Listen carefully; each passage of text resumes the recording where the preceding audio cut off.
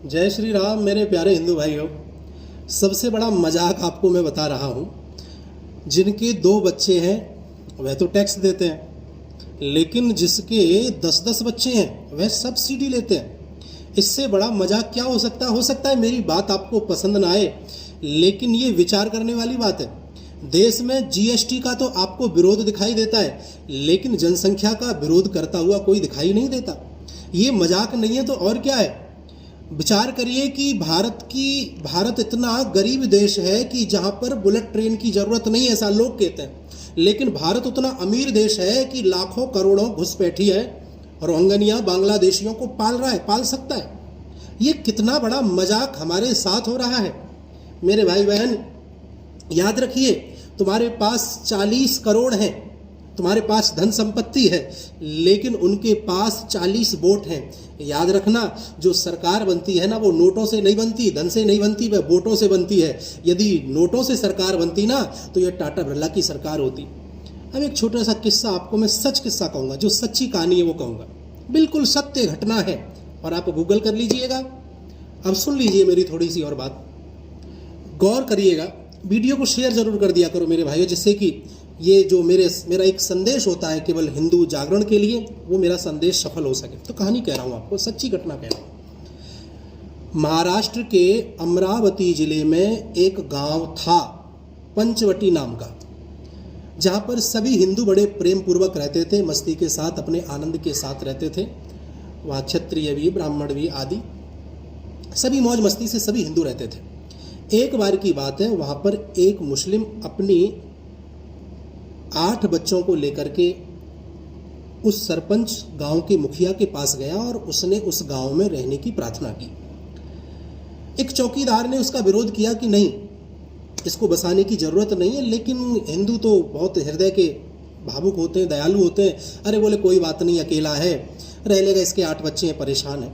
कुल मिलाकर के उससे जगह दे दी। चौकीदार की बात पर किसी ने ध्यान नहीं दिया। अब धीरे धीरे करके आगे बढ़े, उन 8 बच्चों की शादी कर दी गई।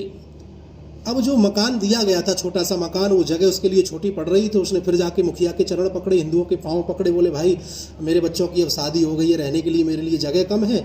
तो मुखिया इतना दयालु था, उसने जो बंजर भूमि थी उसे रहने के लिए दे दी और वह उसमें अपना मकान बना करके रहने लगे। धीरे धीरे करके उसके 8 बच्चों के 72 बच्चे हुए। ध्यान देना, 72। और वह जब थोड़े बड़े हो गए, पनपने लगे, तो अब उन्होंने क्या किया, हिंदुओं को ही परेशान करना प्रारंभ कर दिया, शुरू कर दिया। एक एक करके कभी किसी बनिए को पीट दिया, कभी किसी पंडित को पीट दिया। कोई कुछ उनसे बोलता, हिंदुओं में एकता नहीं होती। वह तो एक साथ में 72 बच्चे वह, और 8 वो और एक वो, 81-90 के लगभग जो वह हो गए। तो इसी प्रकार वो आगे बढ़ते गए और धीरे धीरे करके वहाँ पर उनकी आबादी 40% उस गांव में हो गई।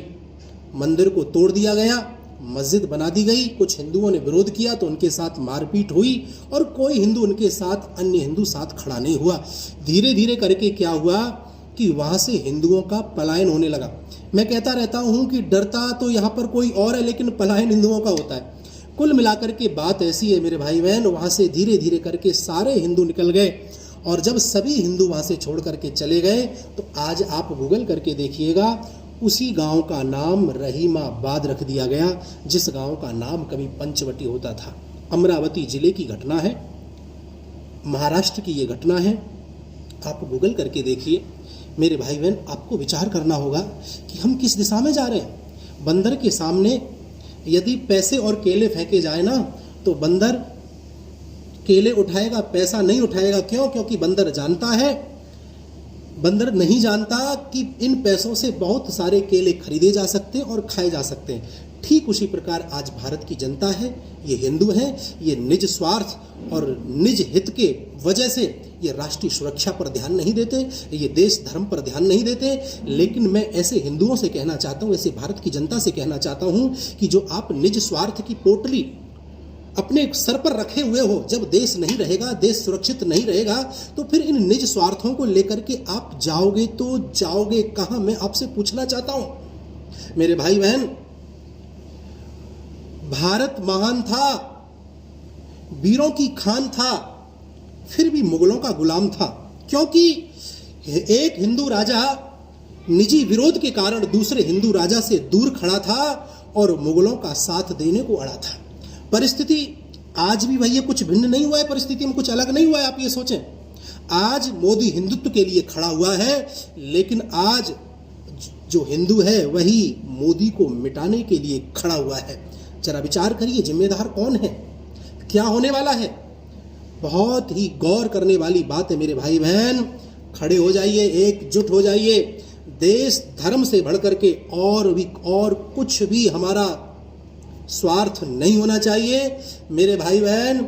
मैं आपको एक छोटी सी बात और कह देता हूं, मुझे स्मरण हुई है कि एक मस्जिद के लिए 56 वकील खड़े हुए थे जिसमें हिंदुओं की ज्यादा संख्या थी, और एक मंदिर के लिए केवल एक हिंदू वकील खड़ा हुआ था।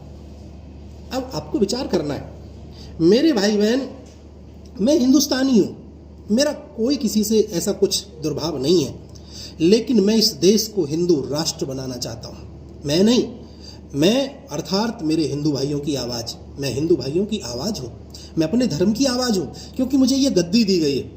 जब गद्दी पर होता हूं तो गद्दी पर भी वही चिंतन है, और जब मैं जमीन स्तर पर भी काम करता हूं तब भी मेरा वही एक चिंतन रहता है कि कैसे भी देश सुरक्षित रहे, राष्ट्र सुरक्षित रहे।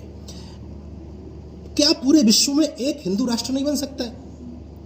अगर हिंदुस्तान हिंदू राष्ट्र नहीं बनेगा तो क्या भैया अमेरिका बनेगा, क्या पाकिस्तान बनेगा, या बांग्लादेश बनेगा? तो विचार आपको करना होगा, और इस वीडियो को आप ज़्यादा से ज़्यादा लोगों तक जरूर पहुंचाइएगा।